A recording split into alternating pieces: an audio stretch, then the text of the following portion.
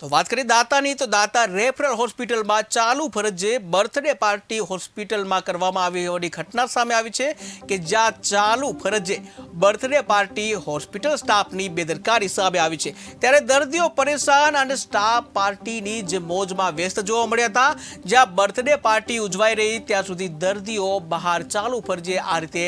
party ઉજવવી કેટલી યોગ્ય છે તો આ અંગે ઘણા બધા પ્રશ્નો પણ ઉદ્ભવી રહ્યા છે કે જ્યાં હોસ્પિટલમાં આવા કોઈ પણ પ્રકારના સેલિબ્રેશન ના કરી શકાય કે જ્યાં એક તરફ જે દર્દીઓ જે કણસતા હોય છે ત્યારે બીજી તરફ જે ફરજ પરના